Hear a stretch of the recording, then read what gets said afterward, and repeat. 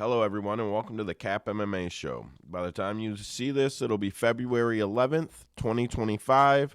I'm your host, Joe White. Shout out to the entire CAP MMA crew, Trace, Usman, Mike, Tony, and now Danny. Danny was recently joined our team. She will be hosting our spaces that are normally on Tuesday nights that will be moving to Friday nights. Danny will be hosting them with Trace and Usman. And, of course, Mike on Tape Study will always be around, and I'll be hanging out, too. With that said, Tommy Toehold, and let's do this shit. So UFC 312 is officially in the books. The event took place at the Kudos Bank Arena in Sydney, Australia. Attendance was 18,537. The total gate was 7,687,317, which according to Dana White is a new continental record. I've already said it. Yay, the UFC set another pricing record. I'm so proud of you. I'm so happy for the UFC that they are able to charge us more than they ever have and then go sit at a press conference and brag about it like we're supposed to be fucking happy about it. Whatever, kiss ass. 12 fights, 9 went the distance, 8 by way of unanimous decision. 1 went to draw, 2 knockouts, 1 submission, and 2 successful title defenses. Betting favorites went 7-4 on the card. The UFC announced Israel Adesanya and Kelvin Gastelum's fight for the interim title at UFC 236 will be inducted to the UFC Hall of Fame this summer at International Fight Week. Good for them. I think it's pretty awesome. I thought it was a great fight. Everybody thought it was a great fight. I am surprised that it is the next one in. I think there are several other fights, which many people online cited, that could have, should have, would have came first. It feels like they're in a hurry to get Izzy into the Hall of Fame. Don't really know why. He's earned his place in the Hall of Fame, and he should be put in there on his own. Performance of the night went to Taliesin. Let's see here. I got these loaded up. Taliesin Teixeira and Quaylen Salkilld. They both won via knockout. They were the only 2 people on the card to win via knockout. So I think it was a no-brainer for the UFC to give them the performance of the night bonuses. In the co-main event, let's see here. My mirror's a little off, guys, that I cite the text screen with. In the co-main event, strawweight champion Weili Zhang defended 14 out of 15 takedown attempts against challenger and favorite to win Tatiana Suarez with a decisive 49-46, 49-46, and 50-45 win. The victory makes Weili's 5th title defense, which ties her for most defenses with Joanna Jędrzejczyk, which is pretty cool. The first thing that people started doing after her performance, though, was started talking about her versus Valentina Shevchenko in a super fight. I am not opposed to Weili versus Valentina in a super fight, but I will hear no nonsense about it being for who is the greatest of all time.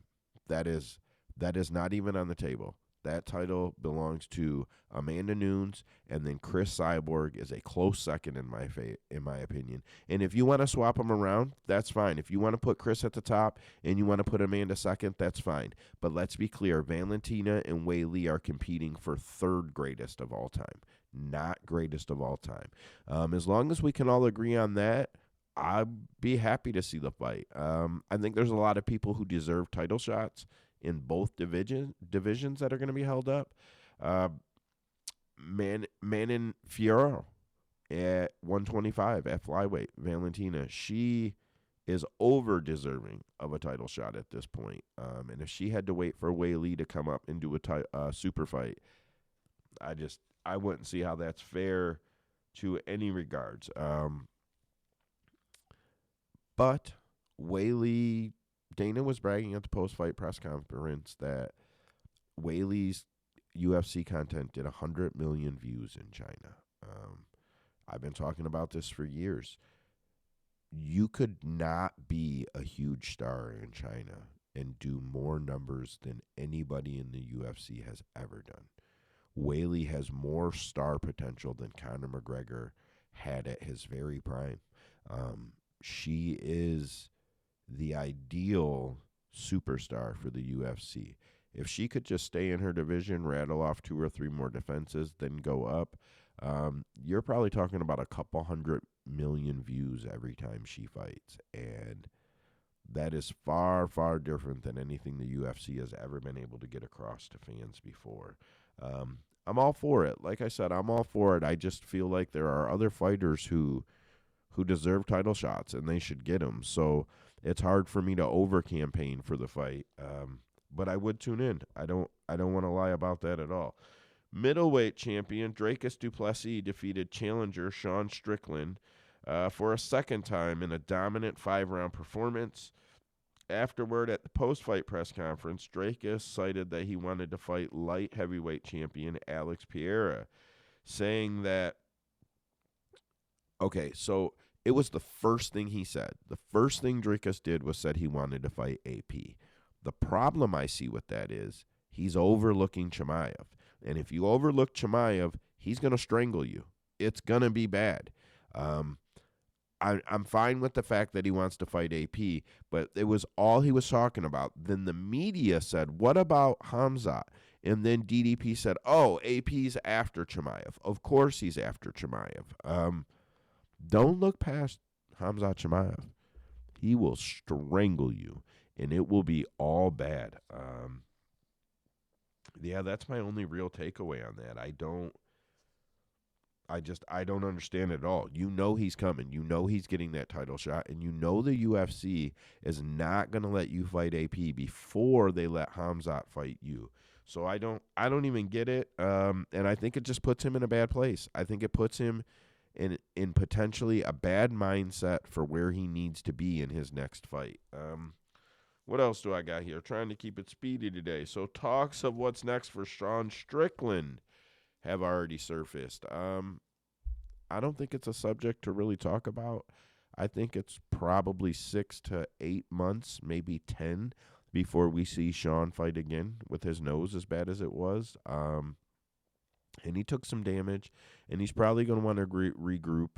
I think 185 looks completely different 10 months from now. It is jam-packed at the top, and no matter what happens, I think it looks completely different, and I think it's almost impossible to know what Sean should do next. I don't think he makes Fight Week, International Fight Week. I think ideally he makes an October card, not a Dubai card or a Saudi card, but something in like maybe October. I can't see anything else for him, and like I said, by then, this is a completely different division.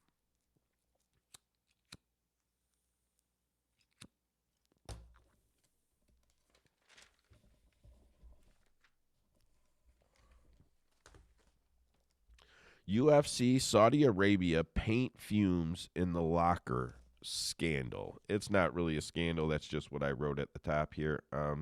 So the UFC Saudi card went down 2 weekends ago, and many fighters afterwards started complaining about paint fumes in the locker room.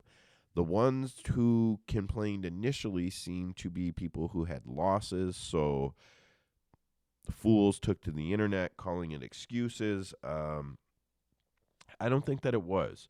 So it only takes a little bit of investigating to know that the Arab National Bank Arena was built in just 50 days and opened in October of 2024 as the venue. Then in December, the name changed to the A&B Arena for a contracted term of at least 1 year. So the idea that the locker rooms are new or newer checks out, and the thought that they needed to paint a few locker rooms isn't that far-fetched. The place was only built a few months ago, and if they were just hosting traditional sports, Team A, Team B, you only need 2 locker rooms. In an MMA environment, you need a few locker rooms, each team. Maybe not every fighter needs their own locker room. Usually they're fighting with a couple of people on their team, but you do need multiple locker rooms. So it's not crazy to think that some of the rooms could have been painted or freshly painted, painted leading up to the event, or freshly painted even the day of or the day before. So on the Ariel Helwani show, Terrence McKinney said that he felt like they were huffing paint in the back. And then he mentioned how they started removing ceiling tiles to try and ventilate the smell out.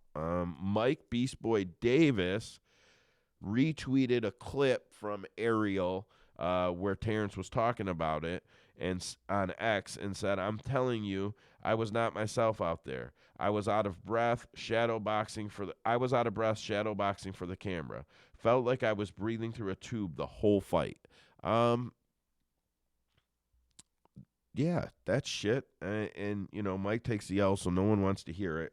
But Jasmine Jasudavicius, who also won, made comments about how she was feeling dizzy. I've got something loaded up for her here. Yep, that popped up. Okay. So Jasmine Jasudavicius told Ariel that she was dizzy while she was hitting the pads. But she was thinking, well, if it's bad for me, it's bad for her. But Ariel spoke to MVP, who said he didn't have that issue. So not all of these locker rooms had this issue. Again, I think just some of them had to be prepped because they hadn't needed this many locker rooms in this arena before. I don't think it's a conspiracy against the fighters. I don't think anything like that. I think that this is just a result of fighting in a new arena. The worst case seems to be Lucas the Lion Alexander. He's been in our spaces. He's a great guy. We're big fans of him around here. So he wrote, "People have no clue how bad it was. I was lightheaded." That's what it says. "I was lightheaded and super tired in my warm-up. Sunday morning, I went to the hospital and I had to get oxygen with some cortisol because I couldn't breathe. I've never felt like this in my life." And you can see the picture. I have it up here on the screen. Clearly he was having issues breathing, and I just feel like this needs to start being taken serious. This is multiple fighters that have said this. It's cold out here, guys. My family's passing a cold around, so forgive me. I know I said I was fighting it last week. Well, it hit the house pretty bad, so we're at it right now. Anyways, Lucas, this is a serious problem, and it doesn't end there. Jairzinho Rosenstruck, who was released or not re-signed to the UFC. Dana White didn't clarify. He said he was either released or not re-signed. He also said, after a strong fight week, I felt dizzy on Saturday due to the paint fumes. There was a video Lucas posted of the staff actually removing ceiling tiles in the locker room, trying to ventilate it out. Okay, so there's a whole lot of internet, I could have been UFC fighter, YouTube do-it-yourselfers out there saying that it's 2025, paint doesn't make you dizzy, paint fumes don't affect you like that. Okay, dipshits, sure, the water-based paint you buy for your house from Home Depot doesn't have paint fumes that make you lightheaded, but most commercial applications are painted with oil-based paint, and oil-based paint fucking stinks. The VOCs that it released are enough to probably make anybody pass out if they're in a closed room with it. It's a horrible smell. It's horrible fumes. That's probably what they use to paint those rooms. And I can promise you that a couple of ceiling tiles is not enough ventilation. I don't care if it's a couple ceiling tiles with blowers sucking air out right above them. It is not enough ventilation for someone to be standing in there, training, warming up, getting their blood rate up, getting their oxygen rates moving, getting their lungs pumping. There is no way that is healthy. I actually think it should be investigated, and I think that any fighter that took an L that night that had complained about it before the investigation was launched, you know what, even if they didn't, I feel every fighter that took an L that night, their team should be given a chance to speak, and if they were in one of those rooms, they should get their fight overturned. I really think that it's a shit rap, and yeah, the UFC won't do anything about it. Whatever. Dominick Cruz retired. Absolute legend. Shout out to him. I would read the whole thing he wrote, but it's more winded than his fucking commentary. Bryce Mitchell went. All right, Bryce Mitchell's been all over the headlines lately, and we all know. By now, we all know. I don't need to repeat it. Well, he went on the Jaxxon podcast with Rampage and his co-host Bear, and they basically started drilling him about it when he said he wanted to apologize and clarify some things, and then told him that they wouldn't give him room to speak, and then hammered him about the things he should say and shouldn't say because it'll hurt people's fucking feelings, I guess. I don't know. Bear got in his woke-ass feelings and said you can cause arguments with families and with friends and they don't talk to each other. Well, if that's the case, if somebody's got friends that has that point of view, maybe they want to fucking know, and maybe they don't want to be their friends no more. Maybe we should not tiptoe around what we say based on how people will feel about it and say whatever the fuck we want. I'm not saying I agree with Bryce, but for Rampage and Bear to sit there and try to drill him that he shouldn't say however he feels to whoever wants to listen to him is complete bullshit. Do you think that he's going to have 4 million views on his next podcast? Fuck no. But he'll draw a crowd that agrees with things he agrees with, and I don't know, what the fuck ever. He'll draw his own crowd, and that's his prerogative, and that's their prerogative. I won't be tuning in. I'm sure most of you won't be tuning in. But whoever wants to tune in can, and he does have the right to say how he feels. Whatever. They got all in their feelings, and the Jaxxon podcast pulled the episode down, and then they started copyright tagging people on Twitter that had clips of it posted.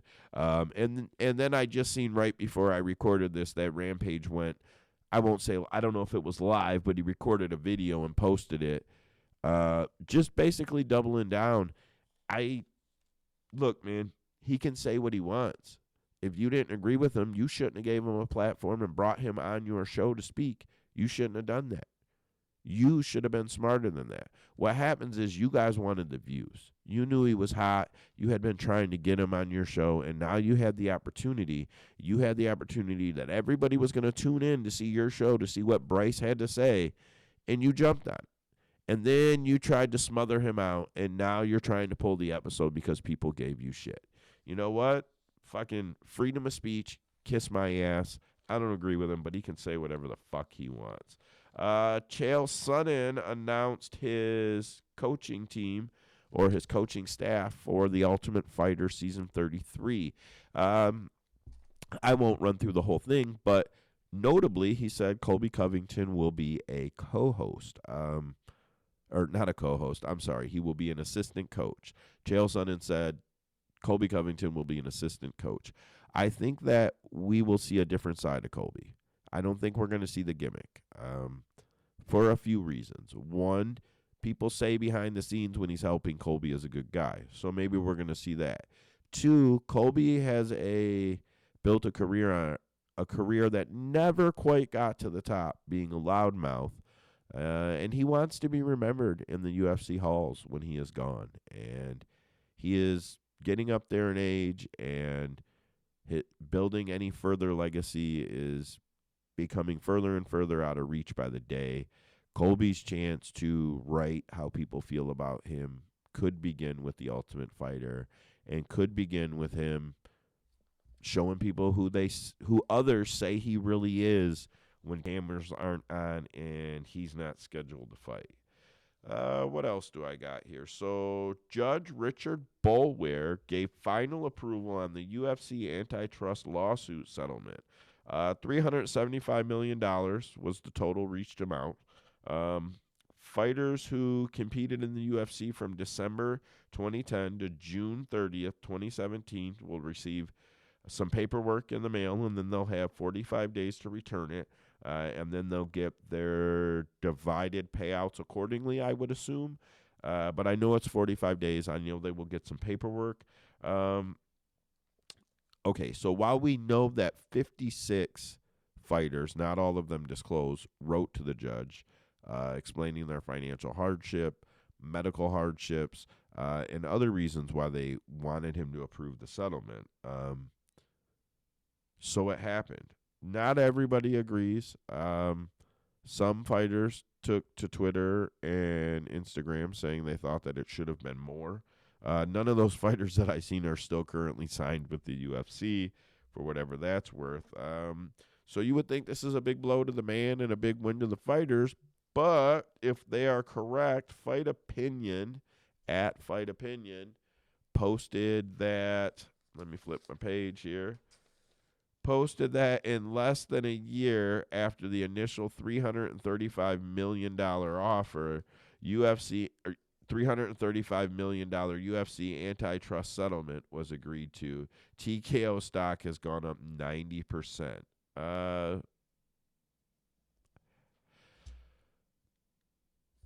Yeah, I guess that's the way the cookie crumbles. I agree. Eddie Alvarez said it should have been closer to $1 billion.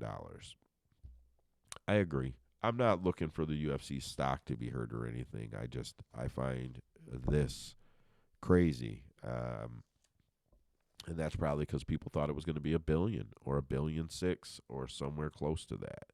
So the fact that it didn't reach that is, just raises the value of the UFC, which is fucking crazy to me. So Damon Martin, at Damon Martin, he writes for MMAfighting.com. He's been around for a while. Damon is a pillar in the MMA media and MMA reporting community, and I think he is one of the very best journalists there are. He reported Aria Emanuel says that the Ali Act hurt boxing, and who knows what's going to happen with the Ali Act. And Dana White has a plan for boxing. He said that this was said on the Pat McAfee show. Full disclosure, I did not watch the Pat McAfee show. But again, Damon Martin said that it was said. He doesn't really pull things out of context for clicks or views. He's usually a really straight up guy, so I'm just going to count that that's what it is. Okay. People like Luke Thomas are flipping out. There is nothing wrong with the Ali Act being repealed. It's shit legislation. And that's all that it is shit legislation. Okay, I wrote up some facts about it. So the Muhammad Ali Boxing Reform Act was signed into law on May 26, 2000. It was created to protect fighters' rights and welfare of professional boxers. Why does it say it that way? It was created to protect the rights and welfare of professional boxers by increasing transparency in their contracts and rankings.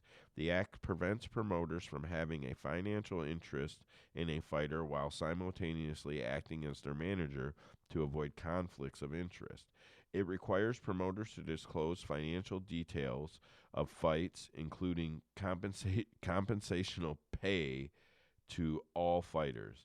The Ali Act is enforced by the Federal Trade Commission and allows boxers to take legal action against promoters who violate its provisions. Sounds great. The Ali Act was led The Ali has led to an overly fragmented boxing landscape, making it difficult to organize the biggest fights, which has contributed to declining ratings on any broadcasting format, on absolutely any broadcasting format. The ratings have choked off in the last 25 years. Instead of protecting all of the fighters, the law has mostly benefited a few select top boxers who leverage their position to essentially become promoter and manager, um, creating their own little monopoly. I know that these fighters have independent managers, but these boxers have independent managers. But when Floyd Mayweather calls, you don't have a lot of negotiating power. When Canelo calls and says you can be on his card, you don't have a lot of negotiating power. And so now he is paying you to be on his card, but Canelo, Floyd, they're never going to be on somebody else's card. They were never going to give back once they got there. So it's almost a conflict of interest that they are bringing in fighters that are supposed to be working their way through the rankings to be promoted on their promotion, when in reality they're only promoting themselves. You can say, oh no, they promoted this guy or that guy. They're supposed to promote these guys all the way down, just like the UFC does, where there's at least some cinematic build-up to each fight. You don't see that shit with the Ali Act. You see it from a few certain promoters, but you don't see it everywhere. The Act's restrictions on financial transparency have made broadcasting networks hesitant to invest in boxing compared to other combat sports like MMA, which we all know has seen significant growth in the past 25 years. Weird, right? Boxing lost market share to other sports because of regulatory red tape the Ali Act introduced, making it harder to negotiate fights, and also making it harder for young up-and-coming boxers to rise through the rankings and get fights that they should get because another guy can submit a legal disagreement and prevent that fight. Repealing the act would allow promoters and managers to work together more efficiently, reducing bureaucracy and speeding up fight negotiations. The act has prevented some of the biggest fights in boxing history from happening on time. Floyd and Manny Pacquiao and Floyd Mayweather, because of public purse disclosures and what's the other guy getting was always important, and drug testing policy arguments and broadcasting right arguments, the fight never got done. If they were signed to a promotion, none of that would have been a question. You get your pay. Okay, you may negotiate a new pay for this fight, but we're going to negotiate that, and everything else is taken care of. Tyson Fury, Anthony Joshua, two promoters that couldn't agree on how to promote a fight together. Terrence Crawford, Earl Spence Jr. delayed for years because of financial demands on each side. And it was, what's he getting? What am I getting? What is he getting? It's not always about that. Sometimes it's about the sport. The sport has to continue. Imagine if the two teams that make the NBA Finals got there and then said, now, wait a minute. Until we know every penny each one of them are getting compared to every penny that each one of us are getting, we're not doing this. It just doesn't work. It doesn't work at all. Without the Ali Act, fighters could negotiate their own contracts without government-mandated disclosure rules, and sometimes complicate deals. Repealing it could lead to a more competitive marketplace where broadcasting networks, promoters, and fighters can strike better business deals without restriction. The boxing industry would have a chance to evolve naturally, adapting modern trends instead of being bound by outdated regulations from over 2 decades ago. I'm going to stand on it, man. The Ali Act is shit. It did kill boxing. The Saudis are boxing's only hope because they don't give a shit about the Ali Act. And anybody crying about it is they're fooling themselves. You're fooling yourself if you think that fighters can take half of the pay and get performance institutes and healthcare after the fight, and everybody on the card's making money all the way down. It doesn't work that way. You have to have big investors, and promoters have to make money so they can cut demos, so they can cut promos rather, so all the cinematic work. There's just a lot to it, man. And no, the promoter shouldn't have to make 5% or 10%. That whole mindset is complete bullshit, in my opinion. Okay, so you're going to have to wait for me to light back up. It is currently 60 degrees out here, which isn't too bad, but the temperature's going to drop because the heater is loud. So I never let it run while I'm recording a stream or recording a video.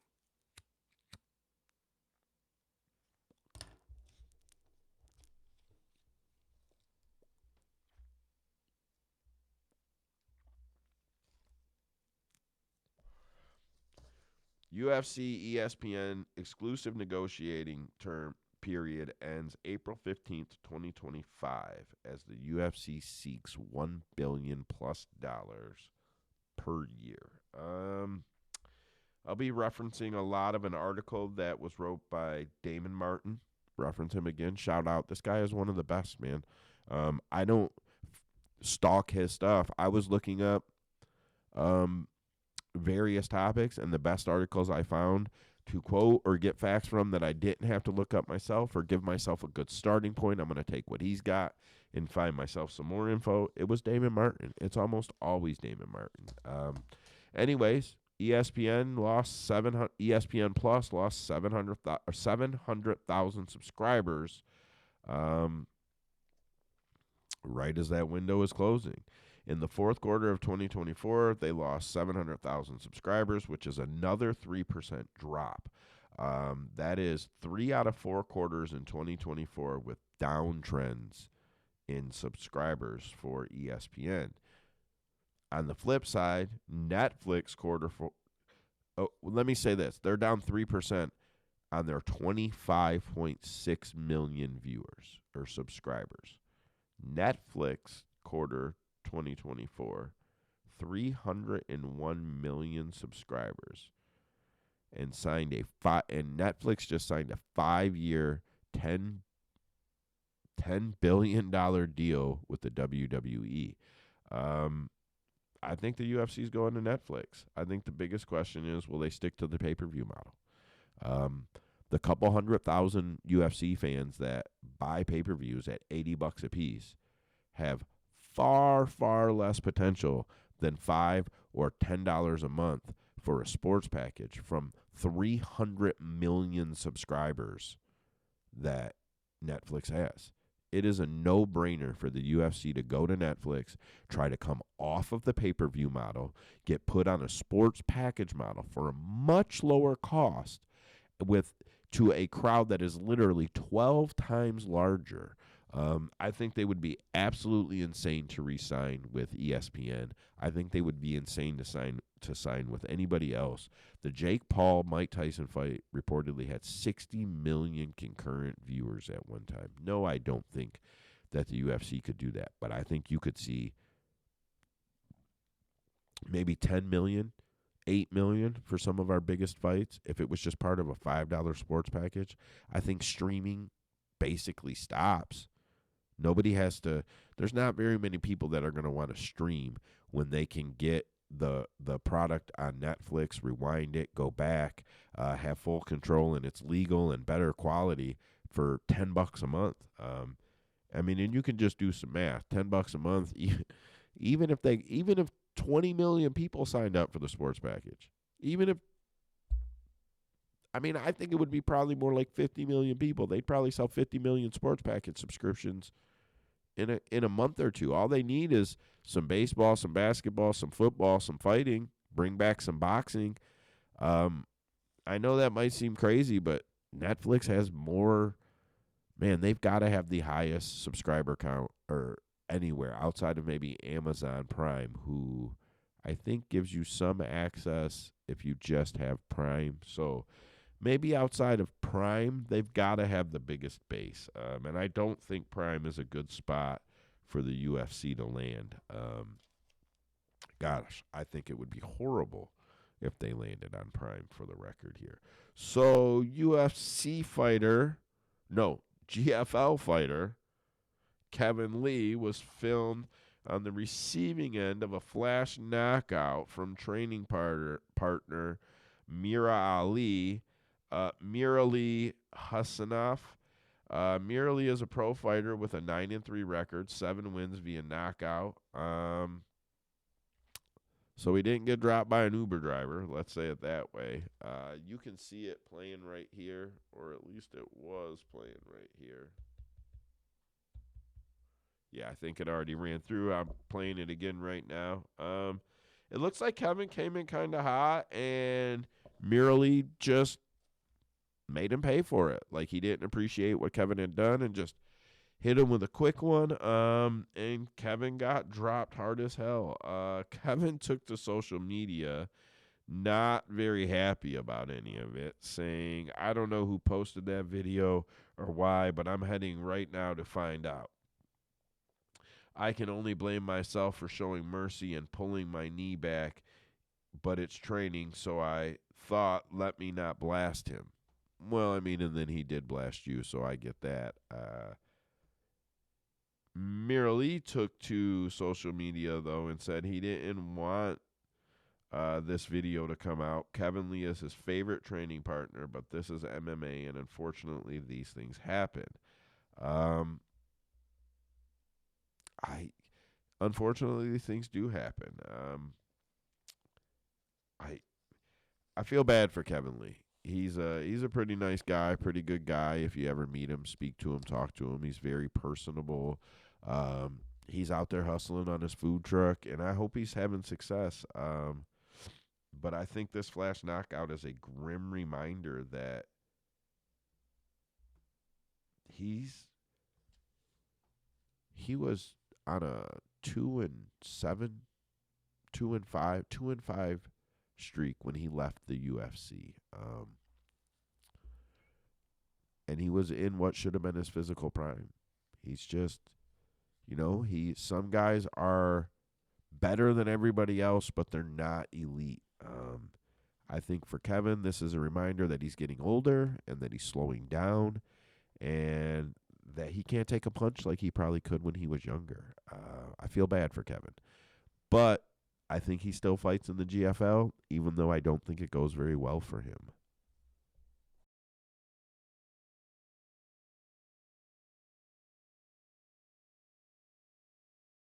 Sorry about that little break there, guys. Like I said, not doing too great. We are down to 57 degrees out here. Starting to feel a little chilly, won't lie about that. I did not load all of these up on the screen, but Full Violence, which seems to get it right, at @full_violence posted Arman Sarukian versus Michael Chandler is in talks for Miami. Via at Manuk I don't know how to say his last name. It's at MANOUKAKOPYAN. I can't say it, and I'm not going to butcher it. These guys don't seem to put out bullshit, or at least not on purpose anyways. I don't understand why that's a fight that would get Arman back to the title. I don't understand how it would get him back there unless it's just win one, make weight, because it seems like that was the problem Arman was really having. Make weight, and in retrospect, if Arman didn't make weight, it wasn't a title defense for Islam, so on and so on and so on and so on and so on. So I think Arman was having a weight problem, and maybe this is a situation like, hey, man, just go make weight, win a fight, and you're back in a title shot. But I don't understand how Michael Chandler is in any way the gatekeeper to the 155-pound title. Doesn't make any sense to me whatsoever. Charles Oliveira says he wants to return. I know I'm holding my cup, guys. Charles Oliveira says he wants to return and run it back with Max Holloway, but at 155 pounds for his BMF belt. Says he wants to do it in July at International Fight Week. Fun. I think that's super fun. No issue with it. I would be really excited to see it, actually. I don't think that it happens, though. I don't think Max takes that fight. I don't know why. I just don't think that's the fight that Max takes. I think Max can get a lot of fights that are more favorable to him. At 155, Max is not a huge guy, so And I feel like Charles is still a pretty big guy at 155. So I don't know if that one goes down, but if it does, I'll be excited to watch it. All right, so Dustin Poirier.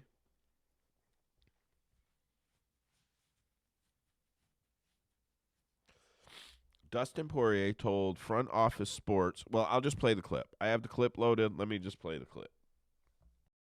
I think the retirement match is what we're calling it. Likely here in New Orleans, likely hopefully this year. Where are we at so far with that? Me and the UFC been working on this, and I was worried when I first came to them with the idea that I want to retire at home in Louisiana, that they would be against it, but surprisingly they were down for it to push forward and try to make it happen for me. And I think we're close. I think this summer we could have a fight here in New Orleans. And who would it be against? There's a lot of talk that it might be Paddy Pimblett or somebody. Who's it going to be? It's 100% not Paddy Pimblett. Okay. Legends only. I'm not going to retire fighting a Paddy Pimblett. So it's not Paddy Pimblett. Legends only. I'm happy to hear that. I didn't want to see Dustin go out trying to put somebody over anyways. I sat down, I looked at the rankings, I looked at a lot of stuff, and if I had to make my best guess, I think that Dustin's last fight will be against Gilbert Burns in the Smoothie King Center, formerly known as the New Orleans Arena in New Orleans, Louisiana. Could be wrong about that, but that's my guess. Maybe I'll clip this and see if Dustin will give me a response, even a thumbs up or something that makes it seem that way. But Gilbert is definitely my guess. He doesn't have anything coming up. It's a good fight for DP. I think Gilbert would definitely want to do that as a main event. I think that's the one that goes down. I'd be pretty excited to see it, too. This just in, right before I started recording here, GFL trades Luke Rockhold to Team Dubai so they can make the rematch between Chris Weidman and Luke Rockhold. Oh, man. I don't know. I don't want to see Chris fight anymore. I don't want to see Luke fight anymore. And I sure as shit don't want to see them fight each other. I know I'm a guy who just 2 weeks ago said I'm happy about the GFL. But shit, man, I guess I'm not as happy as I thought I was. Chris Weidman versus Luke Rockhold does nothing for me. And it does nothing for them either. I don't know why either one of them would want this fight. But it's gonna go down. And hey, I do want to see Tony Ferguson and Dylan Dennis. So fuck it. It's the shit show fight league, and I'm tuning in. Chris Weidman, Luke Rockhold. I can't fucking wait. The teams are fake. Let's just be clear. The teams are fake. It's all bullshit. The teams are fake. They own all the teams. One company owns all the teams. They didn't fucking trade them. They changed his jersey. But whatever. That's fine. Sure. Luke Rockhold and Chris Weidman. Yay! Fucking great fight. It's 2025, guys. It's 2025 when I was saying that. So that's pretty much the end here. Let me go ahead and plug our spaces over on X. So normally we go live on Tuesday nights and break down the upcoming card at 9:30 Eastern Time. That is going to move to 10 p.m. Eastern Time, Friday nights, which I believe is early Saturday afternoon in Australia. I'm still working on getting the time frame worked out with Danny. Danny is based in Australia. She'll be hosting it. So her Saturday afternoon, our Friday night, Danny will be hosting the space with Trace and Usman. Just go over on our X page. Follow us, and you'll get a notification when we go live over there. So that works out better. And then if you have any opinions, any bets, any takes, it's open mic, all welcome. Danny is awesome about getting everybody on the mic. We're really excited to have her added to the team, and I think she'll be a really great host for us. So Friday night, 10 p.m. Eastern Standard Time. I hope you can convert wherever you're at from that. With that said, that is the end of the show. Here's to you and here's to us. Friends together, look at us. And if we ever have a tuss, fuck you. Here's to us. Hey, PFL, what's going on over there? Free Johnny Eblen, you pieces of shit. Don Davis fucking sucks. Don Davis, release Johnny Eblen. Let him go. Let him out of his contract. Free Johnny Eblen, you piece of shit. That's all I got. CapMMA.com, motherfuckers.